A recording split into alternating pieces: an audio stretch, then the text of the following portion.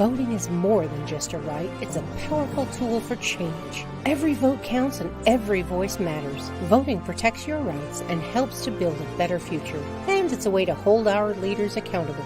Voting isn't just about the big elections either. Local elections impact our daily lives. It is important to study the candidates and the issues in order to make an informed decision. Election 2024. Don't sit it out. Your vote is your power.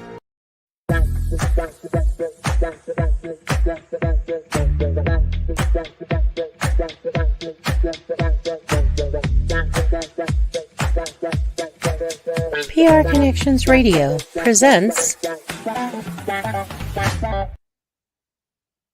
Hello, everyone. Welcome to Evelyn's Roundtable.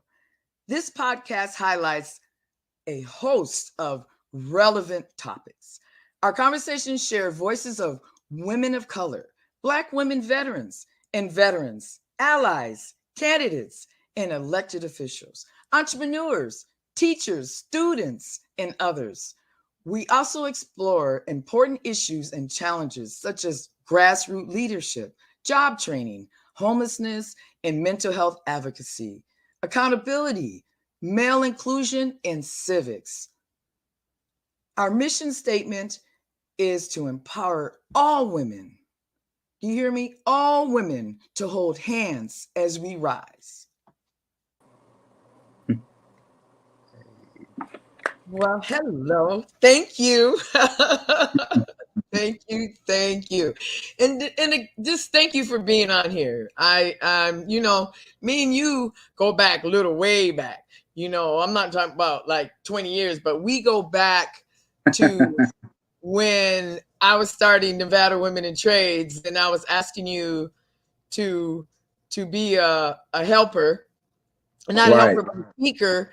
And you were like, well, what are we going to speak about? What are we? and at the time I was like, about you, right? Because yeah. I know how also you support veterans. You're big on that, and you're big on mental health, and you're big on reform, and you're big on recidivism. And it's all the things that Nevada Women in Trades is doing, and the women that we're working with in all the top subjects, I think, right now that are burning around here in Nevada. But I just want to say thank you. And can you please just tell us a little bit about yourself? Most definitely. It's an honor to be on this show. My name is Jovan Jackson. As Miss Evelyn says, we've been rocking for a while around the advocacy work. And like she says, I care about mental health. I care about criminal justice reform. I care about veterans. I ultimately care about people and their well-being and seeing social justice. I care so much about veterans because veterans deserve better mental health. They deserve better resources when they're released from the military. And that's the same thing that we're seeing in the criminal justice system. So advocacy is needed on all levels, all populations. And it's when I first got into politics, it felt good to know that there was people advocating for me that I never even met before. And, that what kept me driven in this work. So I'm just so happy to be here with you, Evelyn. And once again, my name is Jovan Jackson. And you just kind of hit one of our topics, reform, because the challenges on reform for women, we just want to go there, is something. I mean, there's not a lot here, right, in the state of Nevada. I mean, I don't know. I'm just going to be real right now. The only things that we can talk about reforming is pretty much, and nothing against Culinary Academy, but our Culinary Union, is that they think we all supposed to work on the strip. That's kind of where we at, right? They think that, that's all what we're all of us, that's all we doing, right? We're catering to the hotels and working on the strip. And that's not true. Right. That's not true. That's not true. No.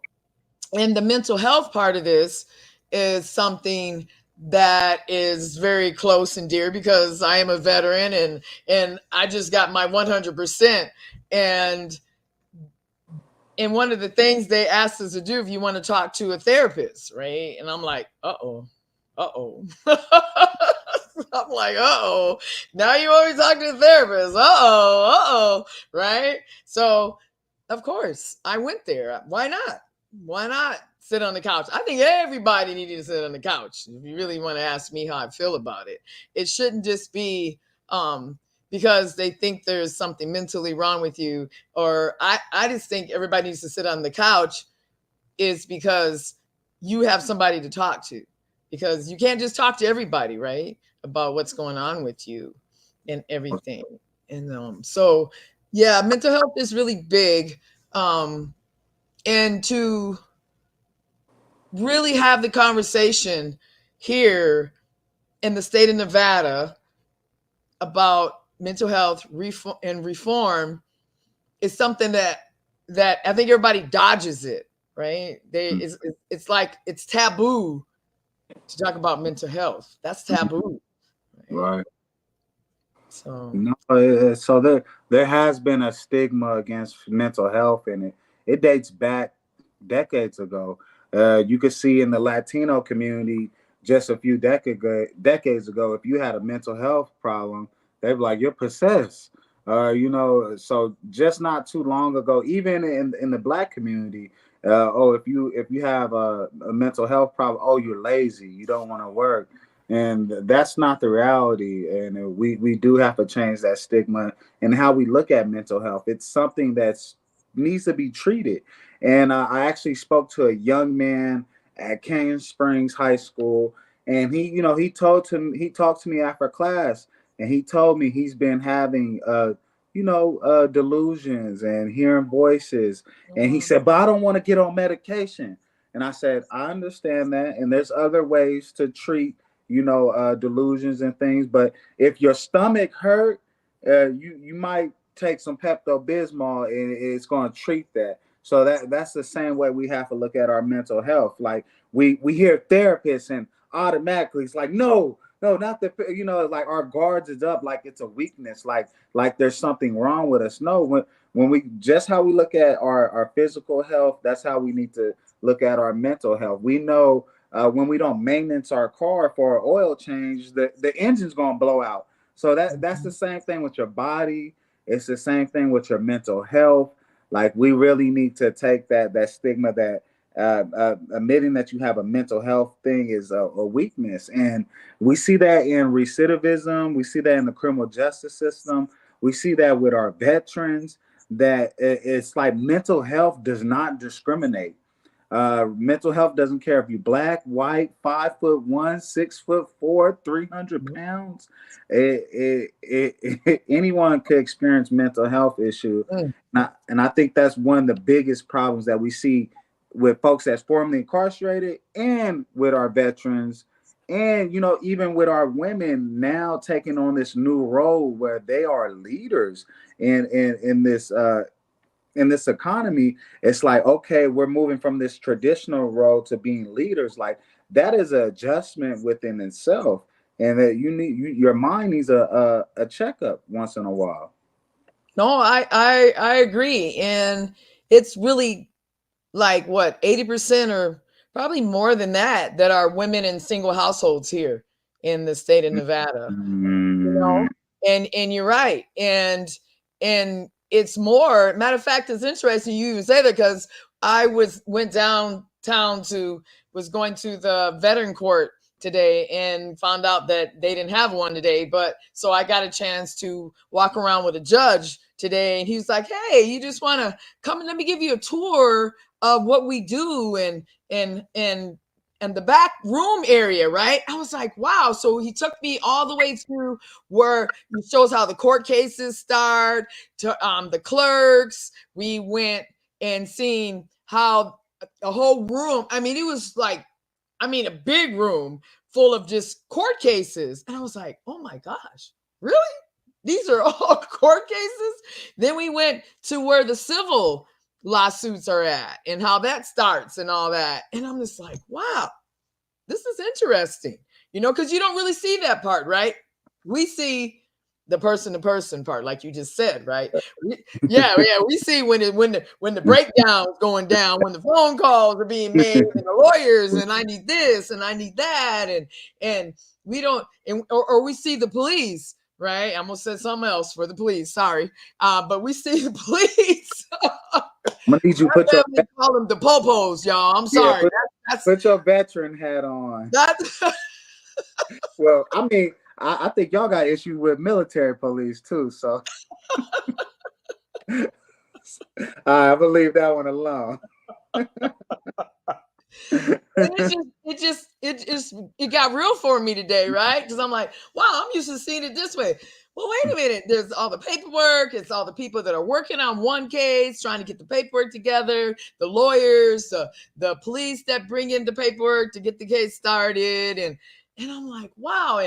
And then you talk to over 1,000 people in one week of being I mean, wow. I was like, wow, because I really didn't look at it that way, because I'm on the other side of this, helping the women and getting through, helping with the veteran court and stuff. And so it was really interesting to see that side.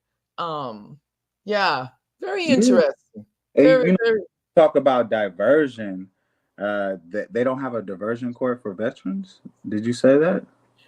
Well, I didn't say diversion. They have a veteran treatment court and justice court, and that's the one. And I go to the one in Henderson too, Henderson Veteran Court. North Las Vegas just started doing it again. Donna Lee, who is my mentor for a long time, and she's talking about retiring, and I'm like, then what's going to happen? Because she actually goes to the Henderson Veteran Court, and she goes over to North Las Vegas, and she lives in Henderson. So, and she's like 80, almost close to 80, and it's like, wow, you're still running around helping us. Doing it. Yeah, someone has to care about us. And, these judges, a lot of people don't realize they wish they had the tools to help us more, but there's not enough resources in diversion programs. It's not enough resources in mental health program. And yes, we may have a veteran court, and yes, we may have a drug diversion court, but it's like there's a low capacity for these programs. So, I really shout out, because I know you connected me with North Las Vegas Jail. I definitely want to recognize them and Miss Drew Williams and North Las Vegas Jail for the diversion program that they established there, which is actually treating offenders, treating the root of the issue. Because often when we see people incarcerated, we see, they committed a crime, they're a criminal. But now, we're looking at this person like, maybe this person is a drug addict. Maybe they're not a criminal. And so I definitely want to recognize North Las Vegas Jail for that diversion program, where they're educating, they're teaching, they're counseling. And I really hope to see the data from that and see how it does, impact recidivism and actually keeps people out of jail. So I'm looking forward to that program and other programs like that in the Valley to establish. I know she's a pilot program. Yes, it's you're right, and because you do got to get to the root of it, right? It's not that they're a bad person, they went to jail, but again, why? Right? Why do they go to jail? Why are they using drugs? Why are they drinking? Why is this? There's something that happened. It wasn't like everybody woke up that, we all just plooped out and said, we just want to go to jail. We just want to sit there. No, there were some things that were happening to get you there. And I have a problem because there's not ways to get you out. Right? We can put you in there all day long, but we have a little issue with helping you get out. And we have an issue with making sure you don't go back, because you kind of hit on that already, right?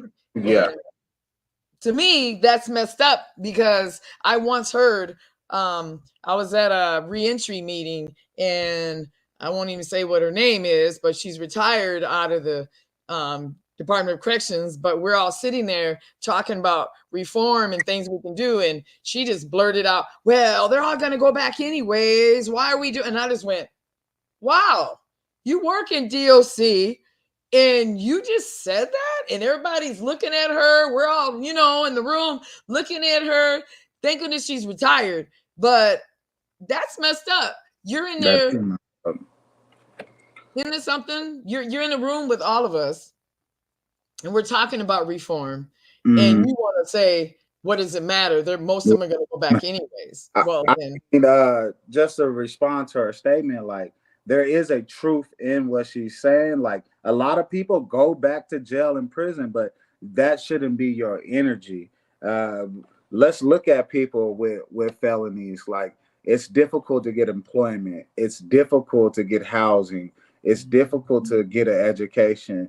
So if I'm released from prison and I have a background and I can't secure my home, a house, how can I ever feel safe? How can I ever feel like I have shelter? You're going to be put in a mode of survival. And when you're in a mode of survival, you don't make rational decisions. And yes, you're going to end up back in the criminal justice system. But then that's why when we look at recidivism, we're not, they're just not going back just for no reason. It's underlying issues. If I can't get a job to, pay my bills, how am I supposed to provide for myself? So, like, that woman is wrong, and she knows the issues, and that's what makes her wrong. Like, she knows the issues so much, and that's one thing I think our system is lacking is one, empathy, and two, just giving a caring.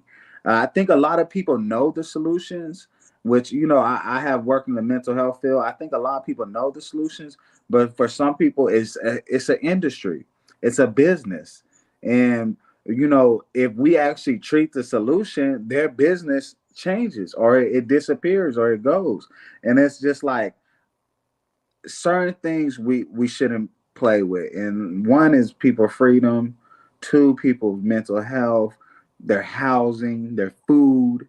There's certain things we shouldn't play with, and that woman was not right for that.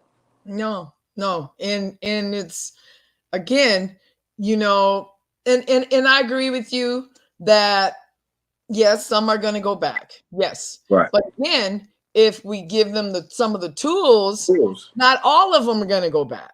Right? Because not all of them want to go back. That's the other part. She made it act like, well, they all just want to go back. And you just said it again. Once you're out and you're trying to get a job or even applying for Section 8, even applying for any apartment.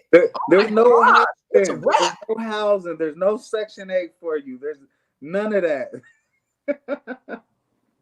Nothing. There's none of that. Nothing. And you could be a mom with kids and you need to get that Section 8. And then once you put on there, then it's like, oh, okay.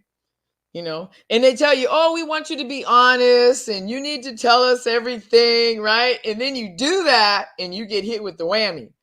Yeah. You get hit with the whammy. The whammy. And affordable housing right now, we see is our state's number one issue. So, and then we have folks talking about, we're gonna fight for affordable housing, or we're gonna fight to expand housing, or these other things, but those resources people with backgrounds can't access, and they probably need it the most. And so I don't understand how we do things. I know there's a better way to do things, and we could really reduce recidivism. And I want to say in like the 1970s, mental health was free. You used to be able to go somewhere, inpatient and get free mental health services, but it became so unethical at the time because they didn't have knowledge of mental health that they were mistreating folks. But when we seen those mental health asylums close in the 70s, jail populations increased, homeless population increased. So you can't tell us mental health doesn't matter. And then people always ask, who's going to pay for this mental health? But don't nobody question about a single mom being locked up for a traffic citation for 6 months. Don't nobody question, how do we pay that? So stop questioning about how we're going to pay for these certain programs, because the money is there, but how we visualize public safety, it has to be different. It's not just waiting for someone to fall in their lowest time and them commit a crime, and then we provide them free housing, free mental health, free physical health, like and free meals. Like you have to be at your absolute worst just to get some type of help, and it shouldn't be like that. There should be a safety net besides the jails and prisons. Yeah, and two, at that point, oh my gosh, right? But then you don't open up whatever else is going on wrong, right? Or what other problems are lurking out, or whatever else is going on with you. Yeah, Yeah, that time now you might have only had 3 challenges. Now you got 8 yeah, because of that. And it's just something, and I was even wanting to talk to the judges in municipal court because they got a WIN program there. And the WIN program is the women's program to help with recidivism and nice. that. And but they're not even letting me in the door, Nevada Women in Trades I'm just like, you have me come to these resource fairs, you tell me that you want me to help, but then I don't ever get no referrals from not one female coming out of that WIN program or municipal court. So you tell me what's going on with that. And then when I talk to the judges that are running, oh, well, that's not my court. But you're a judge, though. But you're a judge in municipal court. But that's not, you don't need to do that? Wait a minute. What happened to that oath? I thought there was an oath that they all take. Yeah. Yeah. There's an oath there that you take to say that you're going to. I mean, you just being a judge to be a judge, but there's an oath. Right. Just like the police, right? A policeman, there's an oath. Just like when you join the union, you stand up there and you say an oath, right? So, right, when you get ready, all of that. There's an oath that comes with it. So I'm like, okay, what happened to the oath? Yeah. I think what happens is that, it's a difference from helping someone and empowering someone. Mm-hmm. And what you're trying to do with the trades and giving women a trade and giving them like something that they could survive for the rest of their life, it's empowering. And so sometimes people they don't want to necessarily do that. Like, oh, we'll help them out, but you trying to give them some jobs that possibly my people could benefit from, or my family could benefit from, or whoever. And I don't think they deserve that type of job.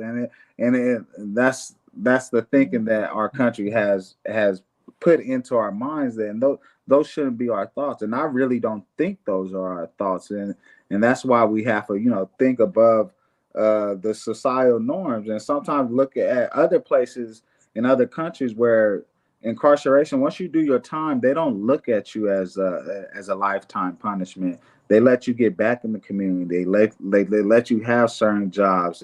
There's that stigma is gone. But in this country, it's like once you're either have some type of problem or whatever, it's like they put you in this category, and like, we'll help you, but we won't empower you. And that's problematic. I think everyone has the opportunity to change and do better. And one moment doesn't define who we are. One breakdown doesn't define who we are. And we need to get past that stigma. But people have to take the steps, and folks are taking the steps, but there's nowhere to get that empowerment. It's just enough to get by.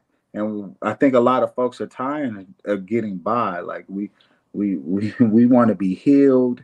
We want to have housing, and we want to have opportunities like everyone else. Yes, that's true. It's something interesting that you would say that, because today I received a phone call from a lady, and she was saying, yeah, I got your number 4 months ago at the stadium for veterans. We were all at the stadium doing the events for veterans at the stadium a few months ago. And she goes, yeah, you had me the card. And I'm like, oh, okay. And so I'm like waiting for her to say to me what she wants to do, because she already kind of really said, I do trades. My card says that, my website, all of that. And she said, yeah, but I really don't know, though, what I want to do. Then I had to sit there a minute, and I'm like, okay, but what are you interested in?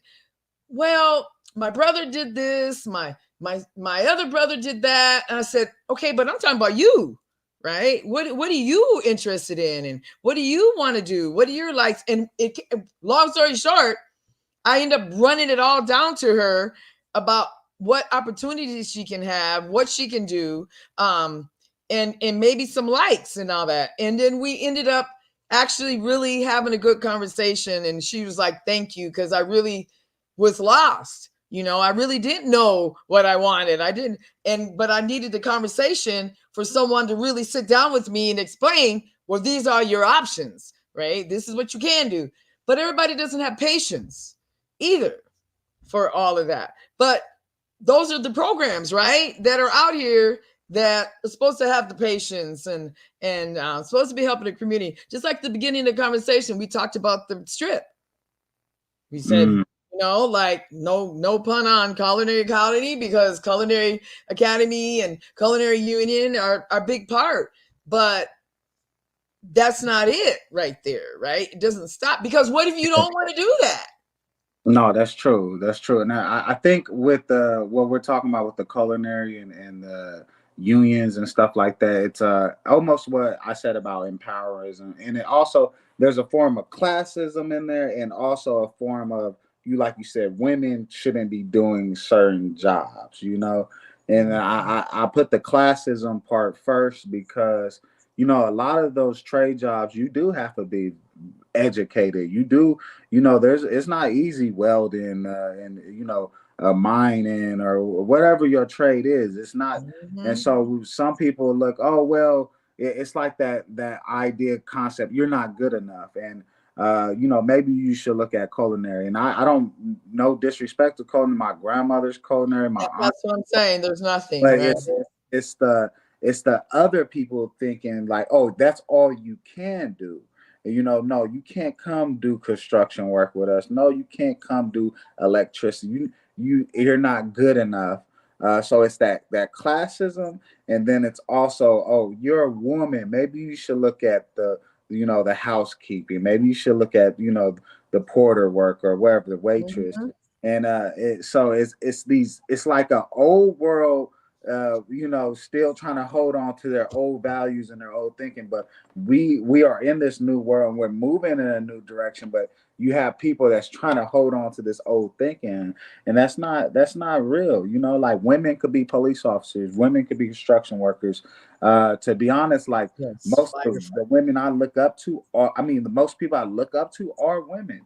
And but it's like it's like the old world is dying, a new one is being born, but the infrastructure is not fully there, the support is not fully there, the stigma is still negative. So we have a job ahead of us, and it's not going to be easy, and we all deserve a chance to thrive. And I think this is the great thing about your trade program, because when I met with your women, it's like they have a story.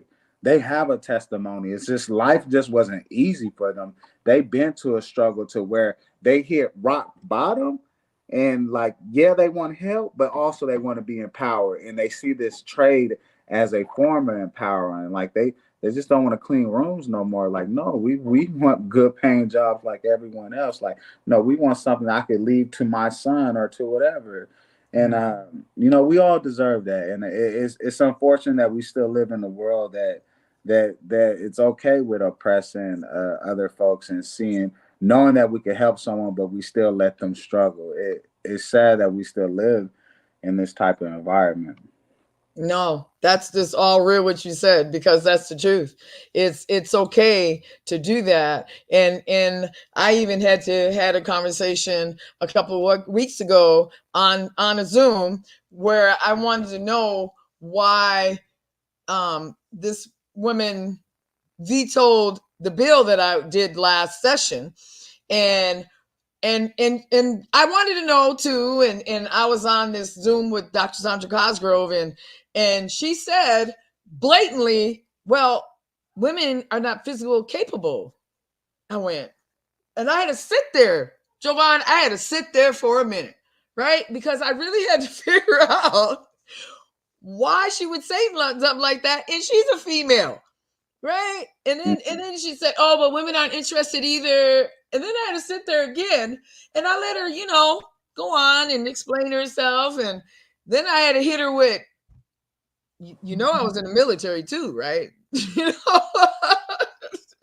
you know, I was a sharpshooter too, right? You know that I did hand grenades and the big pumps and all of that, right? And then I went into construction and I said, and I'm only 5'5", and I'm not a big girl either, and I know it, and it just was like, I was like, wow, I can't even believe she did that or even said that.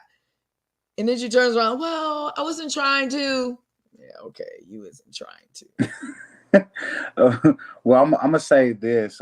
One thing men are not physically capable of doing is giving birth.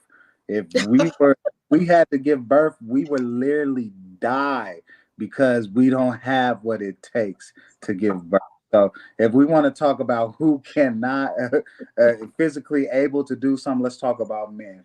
Woo! Let's say that. Let's put that to the side. I think I kind of want to use that one now. I kind of like that because You can they use say that. if it was up to Women y'all to have can do babies, we probably everything wouldn't have that any men can kids do, running around. but we can't do everything that y'all could do, and I think that's what we need to be reminded about. No, and that's real talk. That's real talk. Yeah.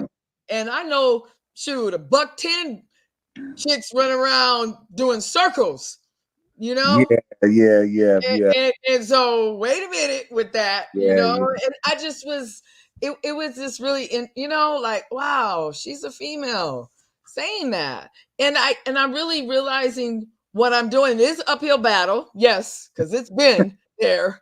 Oh my gosh, like, why am I doing this? What's going on? Right. Well, the man upstairs, that's what's going on. So, but it's something how you would think that, oh man, everybody wants to jump on this, right? They want to help the underserved, Yeah. the women that are in reforming, the women that are in prison, the women that want to come out. Yeah, why would you not want to do something like that? Nah, that's not what's jumping off. That's not what's happening. That's not what's happening at all. I want to get a quick minute in there though about, and thank you again. If you are elected for assemblyman, you're going to help me with carrying my bill that I want to do again. And I'm so thankful for that because because people don't understand when you're doing bills, it's not just, oh, I'm just gonna, no, you got to come up with the wording. You got to get those that are going to help, and you got to find someone to carry it. And then once they get in there, you still got to work. It's not just, oh, okay, we're just gonna, oh my gosh, it's a lot. But the challenge was something for me because I didn't think it was that. And then I go up to the legislation with my grandbabies and we lobby too, right? And that was the fun part, right? But it's a lot that comes with this. But the satisfaction, and people are like, oh, you just only did a bill. Like, then I'd be like, did you submit a bill? Because you got to start working on that right away. That's not, because we only have session, every 2 years, which I think needs to be changed every year. That's why I think things are slow and chuck wagon days around here. But I just want to say thank you for that, because that was such a relief. When you said yes, I was like, wow, because that's part of it, but that's not all of it. Right. And I'm like, okay, well, that's done. Now I got to jump over here and start making sure we got more. I'm gonna let you do all the hard work. Yeah, it's not easy. It's not easy. And I know we have spoke about all these issues during the podcast, but it's important that people are educated that there is someone in your state that makes state laws that can actually change some of these laws and create opportunities for women to have more trades and create a law where people can have more resources and programs instead of incarceration. Like, I know there's a presidential election going on, but the hope, we're just not ranting. I know a lot of times people just complain, they talk about problems. That's not what we're doing. We're talking about problems, but we also want you guys to know that there's a system that you can engage that's right in your state locally, where people could advocate for a law that you're passionate about your state assembly person or your state senator person could actually carry that bill. So, like, we are advocates, and we started because we had big mouths, but then we learned, okay, we just can't advocate it. Advocacy starts now. We need to work on policy change. Okay, now we're working on policy change. Now we need to get someone elected that believes in us and to reflect that policy, and then it goes back to the advocacy. So I just want people to know that we're just not up here complaining, but we're actually creating solutions and creating BDRs. If you don't know what that is, like, look it up. Like, these are things that we're doing. So it starts with the community and it goes all the way to the office. And to me, that's the only way.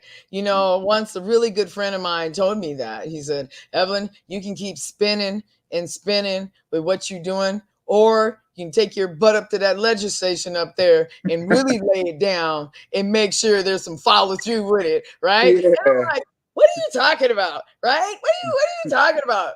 Man, that was the best advice I think you could even give me to do. If you really, really down with that movement of what you're doing, you need to look up BDRs, like he just said. You need to look, and if you want, and legislation is getting ready to start in February for the 83rd legislation is getting ready to start. You need to get hipped up to what Nellis is. Nellis is how you follow the BDR. Not the street, yo, not the street. Not the street Nellis, the website Nellis. NELIS. Because there's somebody right now like, we got to look up Nellis. I know where Nellis is at. No, the website. No. You're right. You're correct with that. Thank you for clearing that up, because that is some truth right there. Because I thought the same thing when somebody told me. I said, "Oh, well, that's just no." And it'll misspell it for you too if you don't know there's only one L in there, not two, right? And then it's a way to track the bills that you're interested in. It's a way to track and look up all your senators in assembly that are in other districts and stuff, right? It's a way to really look at what that person is doing. Yeah. This is real right here, y'all. This is so real right here, what we talking about. But this is where the game is. This is where we take the checkers off the board and put on the chess pieces. Yeah, absolutely. And it's a game too, y'all. Woo! It's a game, I'm gonna tell you. But I love it. I love it. I love being in this because I know that this is a movement.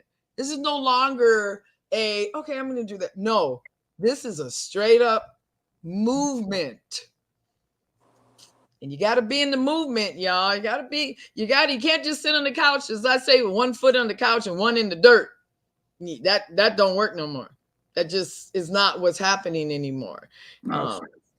Things are changing so much in this generation, and look where we're at in education too. We're not doing good here in Nevada on education. We're not doing good on helping women get out of prison, or men for that matter. We're not helping single households with daycare. We're not helping. Oh my gosh, we can go on and on about what's not happening in the chuck wagon days here in Nevada.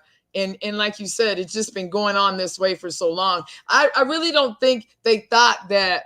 I think they thought the strip was going to be something, right? It's going to be big, it's going to be beautiful. But they forgot that you're going to have a development of houses and schools and things like that, where people actually had to work on the strip, right? We don't live on the strip and work on the strip.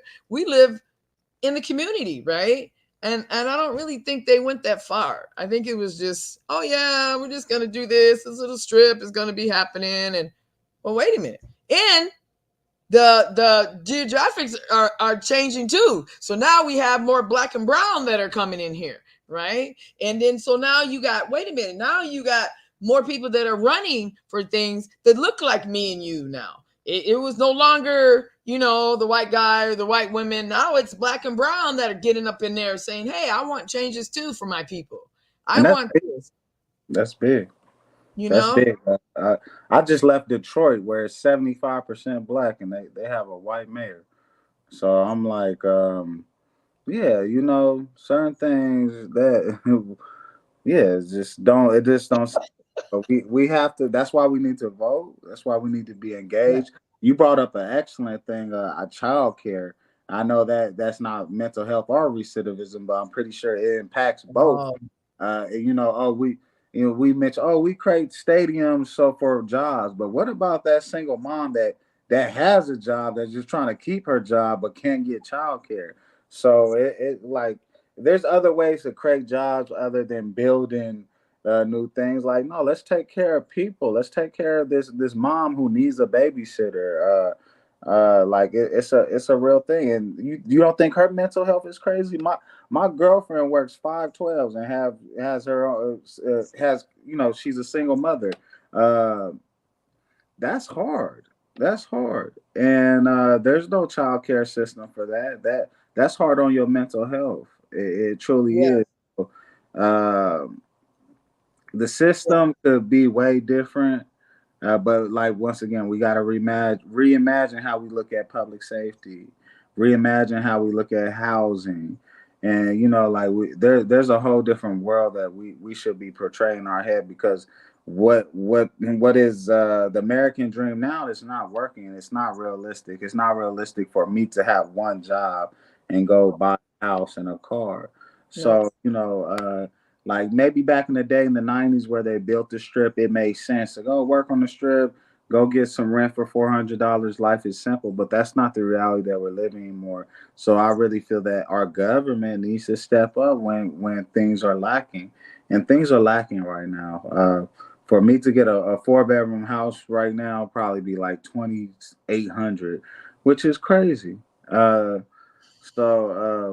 I hope that this conversation gets people motivated, get them involved in advocacy, let them know that mental health is a real thing and it can be treated with the right treatment and the right resources. Yes. Uh, And I want to add about there's some single males out here too that are running their household that need daycare. So it's not just the yeah, women. There is some males yeah. that have single. It's, I just want it's, to add that, but you're right. We need to really start helping our own. We need to help here in our own state, because I believe there's more than enough help here to get jobs and to do things, and we might yeah, just got to give that person a little, hey, here you go, and we need to have some more than two 24-hour daycares, and maybe you need to give more siphons for these women. Maybe they yeah, don't need the whole thing paid, but heck, if you just help with a siphon to help pay daycare, heck, that'll go a long ways for yeah, her or yeah, him, yeah. right? I So agree. you're right. It's not just, Uh, okay, here we go. We're giving out this. No, it's just help me a little bit. I just need a little bit, right? I'm yeah, not saying, oh well, man, I just want to lay at the house and I just want you to come up in here. No, I'm saying I do want you to come up in here and help me with resources, but I do want to work. I do want to buy McDonald's for my child. I do want to buy a pair of shoes for my child. We're not talking about a Cadillac. Hey, I do want to get a used car, a hoopty to get from here today, because I got hoopties, y'all. Just because I got a nonprofit don't mean I got no uh, Jags in front of my house. So that ain't what's even jumping off. So let's stop that right now. Everybody think, oh, you yeah. got a nonprofit. Oh, you got all kinds of money. Where? And you know that because you've been with me from the beginning. So you know what kind of hoopty I drive around in. So Yeah, I never seen you pull up in a Cadillac. Ever. you ain't Uh, never never seen me seen. show up with some with my gala outfit on every day. I'm walking up there with my No, gala outfit. no galas and stuff, man. No, that's not Uh, what's happening. that's I'm not. sorry.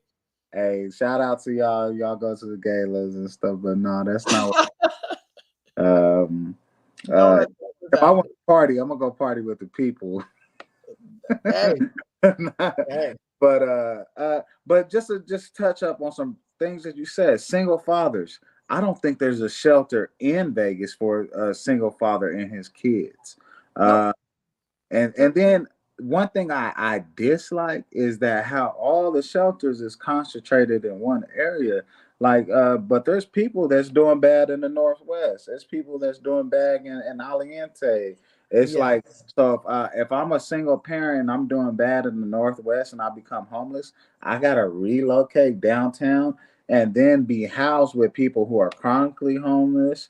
You got people experience PTSD, anxiety, delusions. We're all in the same little house, the same little shelter. So like when we talk about, redefine public safety, let's start funding some shelters so when people are homeless that they could actually go to these places and not feel like they're subjected to being unsafe.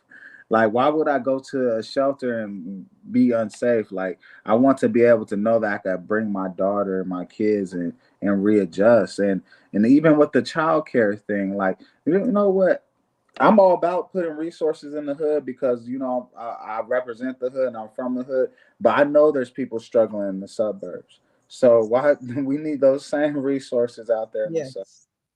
So No, I totally, we can't yeah, do a one shoe fit all thing. It's not yeah, working. We need in all the areas. I agree with you. I done said that over and over again. all area. So it But don't matter where you live. Please, if you can go look up my representative, who's my representative, look them up. Put in your address. See who's your state, your reps, and see what they could do for you. See if you could schedule time to meet with them. Like this is how we create power and we change systems and we get our issues out there.